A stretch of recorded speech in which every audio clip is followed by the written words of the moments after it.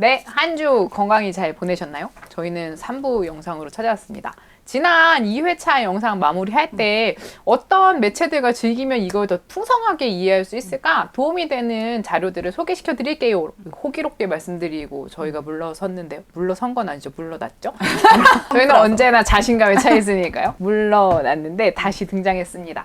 저희 세 사람이 학교 안에서와 함께 읽으면 아 이거 너무 흥미롭게 엮어 읽을 수 있겠다라는 추천 작품들을 가지고 와봤어요. 귀를 쫑긋 열고 들어주시기 바랍니다. 저희 이내쌤께서 먼저 소개해 주시겠어요? 저는 책은 아니고요. 웹툰을 가지고 와봤거든요. 이제 요즘에는 학교에서 꼭 책만 읽는 게 아니라 다양한 매체로 수업을 많이 하시기도 하고 또 이제 청소년 책의 소설을 권하시면서 아이들이 흥미롭게 더 같이 읽을 수 있는 매체를 권해주시는 것도 되게 좋을 것 같아서 웹툰 중에 세 작품을 골라와 봤어요. 그 중에 하나는 이제 이현 작가님이 쓰신 그날 죽은 나는이라는 작품이고요. 또 하나는 복슬 작가님이 쓰신 우리 학교 김 선생님이라는 작품입니다. 이 이현 작가님의 그날 죽은 나는이라는 작품은 학교 폭력에서 나타나는 어떤 감정적인 기제를 굉장히 잘 그려내고 있어요.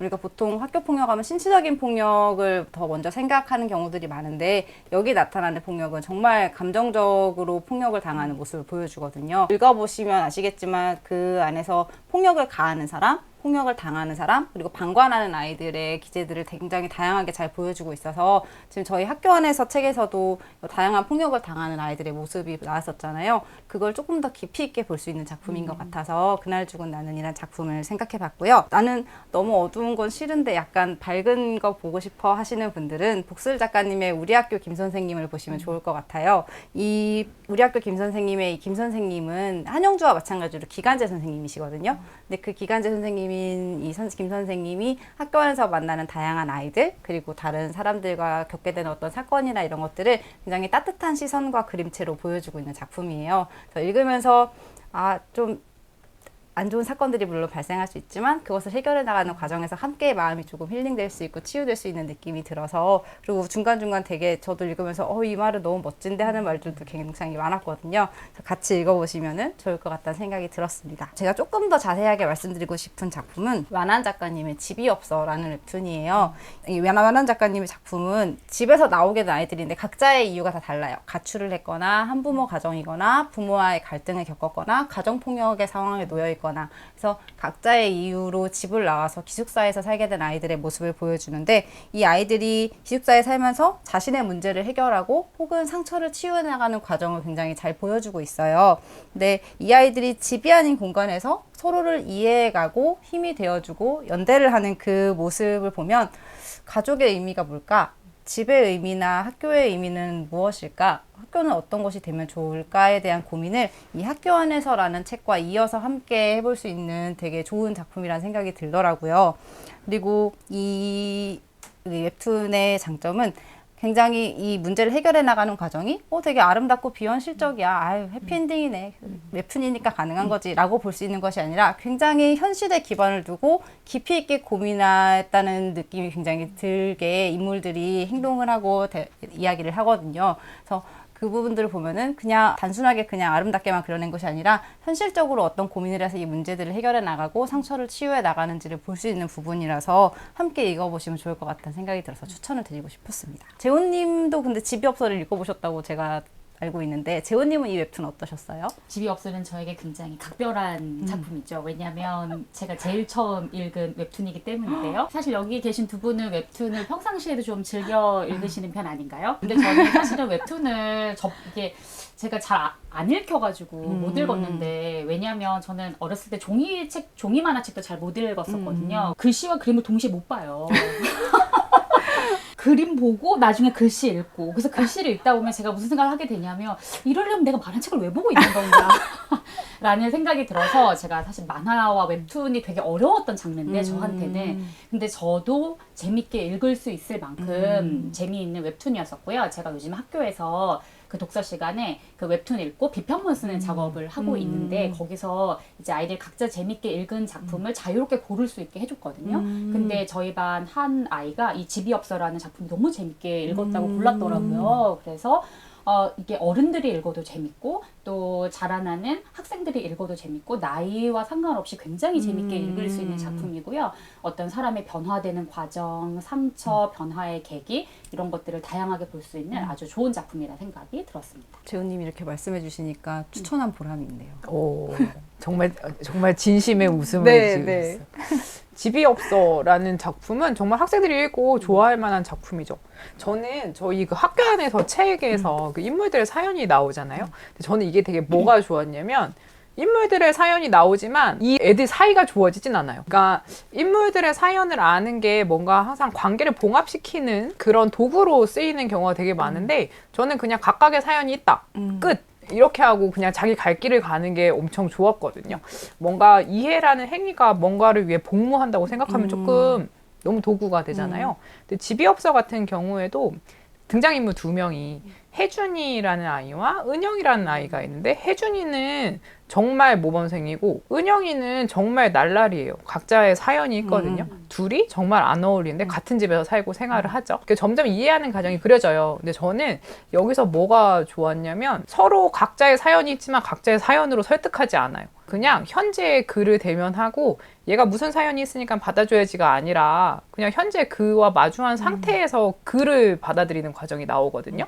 엄청 싸우잖아요, 여기서. 그런 면에서 저희가 인간과 인간의 관계는 그 각자가 갖고 있는 상황을 이해하고 받아들이는 거야 라고 생각을 해오기 마련인데 그게 아니라 사실 현실 관계에서는 사연을 듣고 친해지진 않잖아요. 그냥 투닥거리고 부딪히고 쟤는 뭐야? 막 이런 생각을 하고 그러면서 그 아이의 현재 그리고 변해가는 모습을 보면서 좋아하게 되는 건데 그러니까 어떻게 보면 과거에 기반한 관계가 아니라 현재와 더 변해갈 미래에 기대를 가지고 만들어지는 관계를 보여준다는 게 저는 너무 좋았어요. 그래서 저는 인간을 그리는 방식이 너무 좋았다. 미래님 정말 멋진 작품을 소개해 주셔서 감사합니다. 지금 말씀 듣고 나니까 집이 없어 작품의 초중반부의 에피소드의 이름들이 다 개개인의 이름이에요. 그러니까 그 개개인의 인물들을 되게 다각도로 보여주고 입체적으로 보여줘서 한 인물을 이해하는 데 있어서 어떤 단편만을 봐야 되는 게 아니라 이 인물의 삶 전체를 보는데 되게 다양한 면을 봐야 하는구나 이런 걸 또 생각하게 해주는 것 같아서 영희님 말씀을 듣고 보니 더 멋진 작품이네요. 멋진 작품을 소개해 주신 덕분이라고. 뿌듯합니다.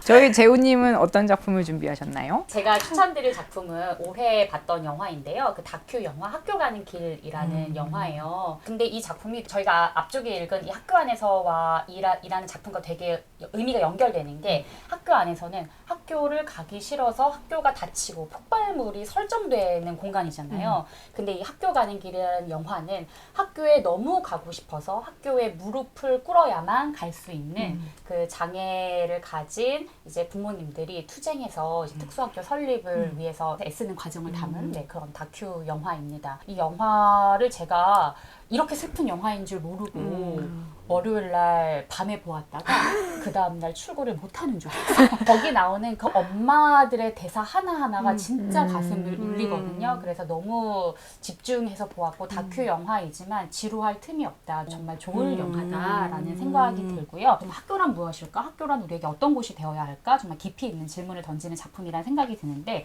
제가 아주 인상 깊었던 제가 제일 좋았던 대사를 한 대목 읽어드리도록 하겠습니다. 학교는 아이들에게 희망을 심어주는 공간이잖아요. 그리고 미래를 그릴 수 있게 해주는 공간이 학교란 말이에요. 그런 곳에서 아예 애들 머리에 심어준 거죠. 사회는 선을 긋는 곳이고 너희는 이 선을 넘을 수 없어. 너희는 가난해서. 라는 이 대사가 굉장히 인상 깊었는데 제가 그 선을 넘지만 이런 말들 되게 자주 하잖아요. 그런데 이 말이 얼마나 무서운 말인가.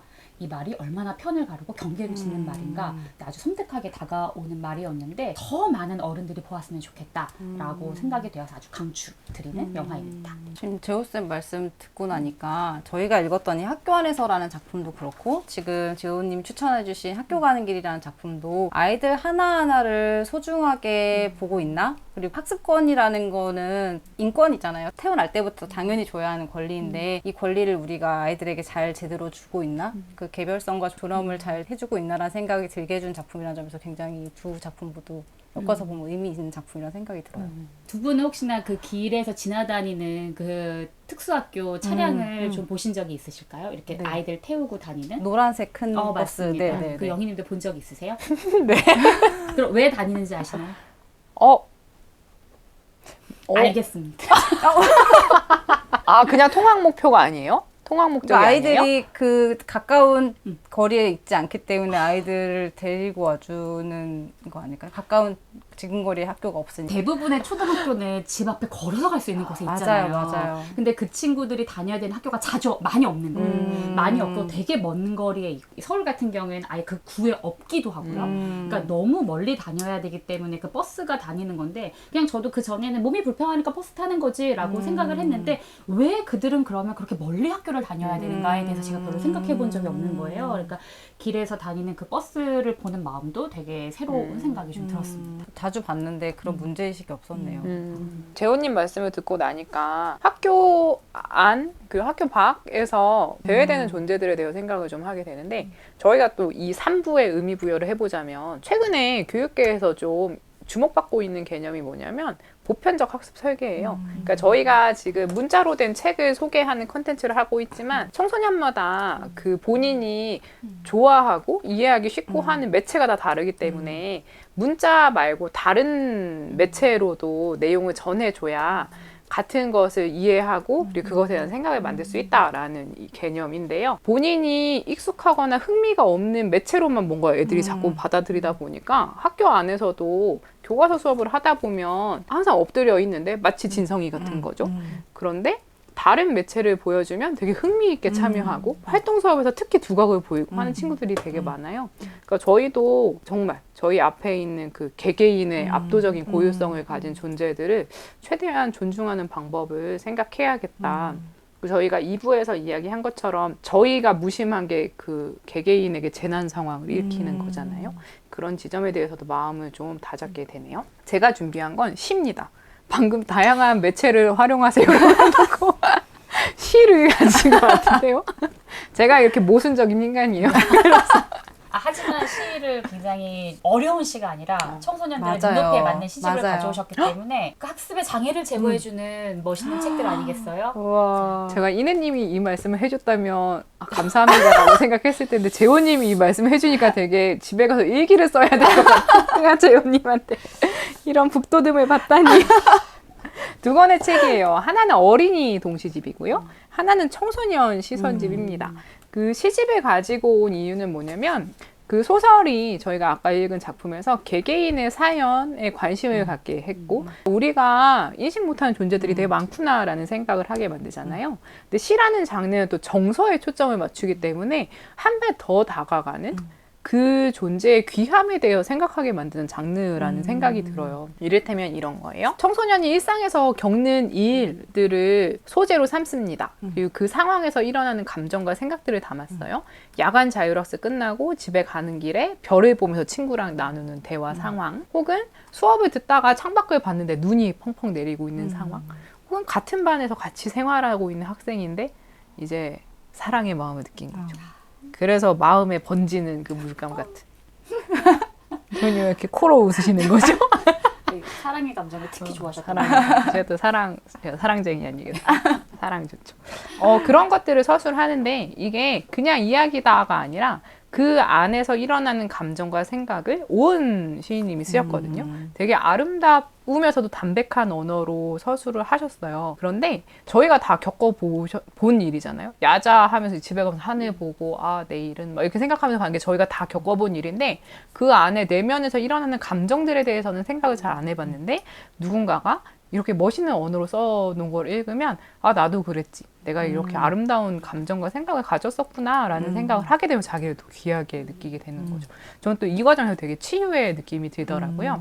청소년들은 정말 청소년기의 한 복판에 서 있으니까 그냥 이제 몰두해서 살잖아요. 특히 저는 고등학교에 있으니까 학생들이 입시에 되게 초점 맞춰서 이렇게 힘들게 살고 있는데 잠깐 멈춰서서 지금 내 마음에서 일어나는 일이 이런 거지 라고 느껴보는 시간을 갖는 게 너무 아름답다라는 생각이 들고요.